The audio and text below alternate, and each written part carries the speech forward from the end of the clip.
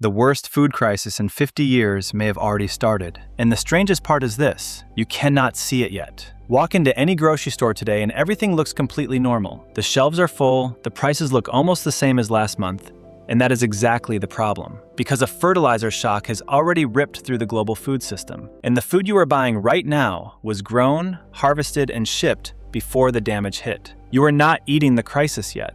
You are eating the inventory, the calm before the bill arrives. In the last few months, the price of the single most important fertilizer on Earth nearly doubled, the highest it has been in real terms since 1974. And 1974 was one of the worst food crises of the entire century.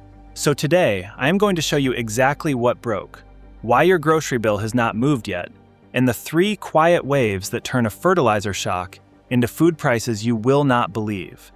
Stay until the very end, because the 3rd wave is the one almost nobody is preparing for. And if you are new here, subscribe right now, because what is coming for the price of food will touch every single person watching this.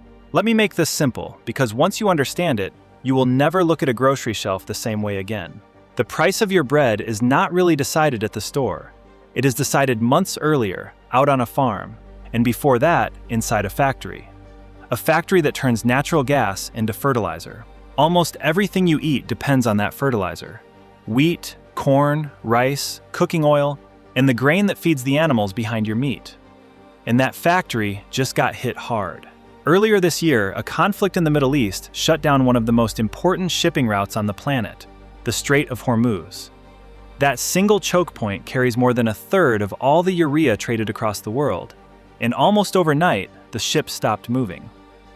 Iran halted its ammonia production, Qatar shut down its fertilizer plants, and the price of nitrogen fertilizer exploded, climbing roughly 80% in a matter of weeks. On top of that, China quietly closed its doors, holding back its own fertilizer to protect itself first. But here is the part almost everyone misses. None of this has reached your grocery store yet. And that delay is not safety. It is a countdown. Because a fertilizer shock does not hit you all at once. It arrives in 3 waves, and each wave is bigger and harder to stop than the one before.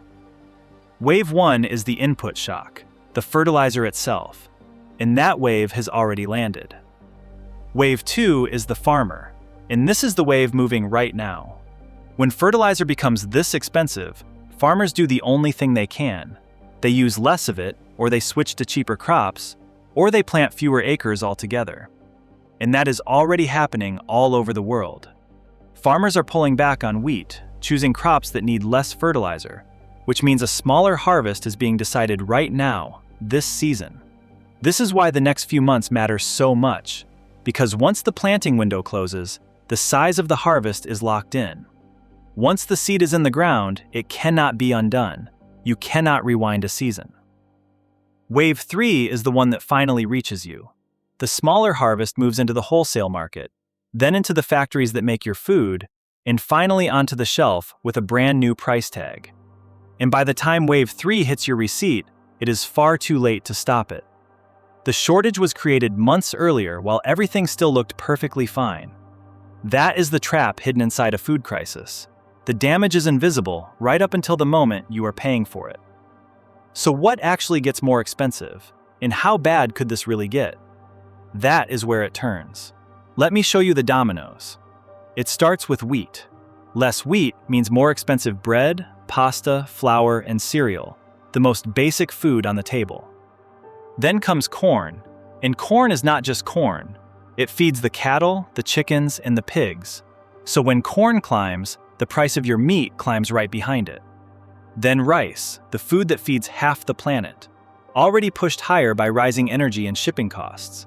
And then cooking oil, palm oil, soy oil, sunflower oil, already sitting near their highest levels in years because the same energy shock that hit fertilizer is now pulling oil into fuel instead of food.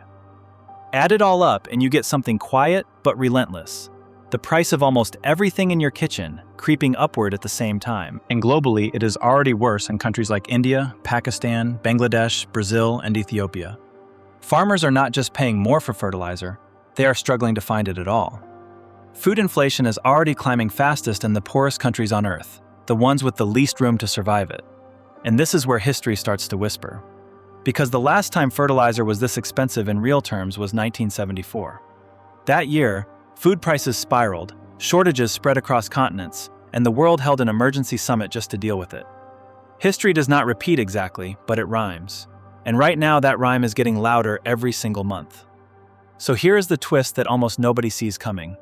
You would expect a food crisis to look like empty shelves and panic, but that is not how this one begins. This one begins with calm, with full stores, steady prices, and experts on the news telling you the system is resilient and that everything is under control. And technically, right now, they are correct. The world still has stockpiles from earlier harvests. The shock simply has not reached the shelf yet. But that calm is the most dangerous part of all, because most people read it as the crisis being over, when it actually means the crisis is just delayed and loaded. The smart move in a food crisis does not happen during the panic. It happens during the quiet, while prices are still low and nobody around you is paying attention. That is why a growing number of people are quietly getting ahead of it, not by panic buying, but by slowly locking in the prices we still have today on the foods that last the longest. Things like rice, dried beans, oats, pasta, canned protein, and cooking oil. Foods with a long shelf life and very simple math. You buy at the price of today, and you eat at the value of next year. It is not fear, it is timing. The same timing the farmers and the big buyers are already using right now, while you still can. So let me bring this all the way home. The fertilizer shock is not a prediction. It is already in the ground, quietly shaping a harvest the world has not seen yet. The food price explosion is simply that same shock arriving on a delay, and that delay is almost up. You cannot control a war on the other side of the planet. You cannot reopen a shipping lane, but you can understand the lag. And once you understand it, you can get ahead of it instead of getting buried by it. So tell me in the comments if you could only stock one food before prices climb. Just one. What would it be? I read every single comment. Tap the like button so this reaches more people while there is still time to prepare. And subscribe to the Phantom Ledger, because next week I am breaking down the one everyday item that quietly disappears from the shelves first, every single time a crisis like this hits. The system always warns us in the same language: prices, harvests, and quiet little delays. My job is simply to read it back to you. So keep your eyes open, and I will see you in the next one. 11 Labs tip. For Iran, Qatar, and Strait of Hormuz, the engine usually pronounces these cleanly, but preview them once and add a comma after each if you want a slightly longer beat. Everything else is built for natural pacing,